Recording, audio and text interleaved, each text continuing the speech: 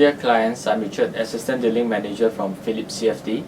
Last Friday's strong rally helped to pull US large cap equity benchmarks, for instance, S&P 500, Dow Jones Industrial Average 30, and Nasdaq Composite, back into the green for the week as well as for the year.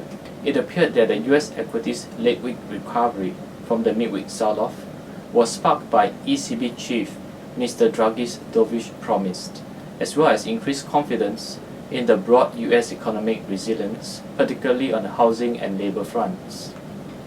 As anticipated for last week's economics releases and policy decisions calendar, it was breathtaking as we watched investor sentiment swung from being underwhelmed by ECB's less than expected stimulus decision to getting less apprehensive of the upcoming Fed's rate decisions on the 15th to 16th of December. To recap, the week started off with weak US manufacturing data, then with Fed Chairwoman Ms. Yellen highlighting improvement in housing market during her midweek economic address, and ensued by equity market ending the week on a high note, following the better than expected payroll report that also pointed to wage growth trend remaining intact.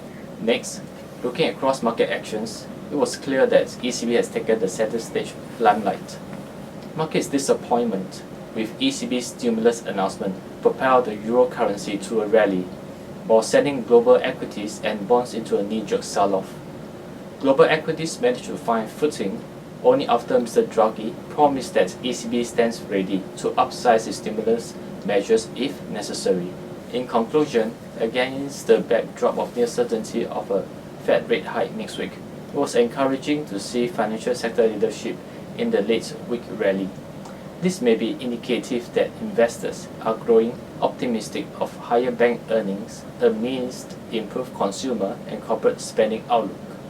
In other words, going forward, investors may gradually be shifting themselves away from the QE era's bad economic news is good market news mantra to the good old economic premise that good economic news means good market news, while bad economic news simply means bad market news. Clients may consider using Phillip CFD to trade equities and index across markets to capitalize on trading opportunities in both rising and falling markets. In addition, you may also trade using many more benchmarks based on different strategies which are available with Phillip ETFs. This is all for today, and hope to see you soon in our next round of market commentary. Thanks for watching.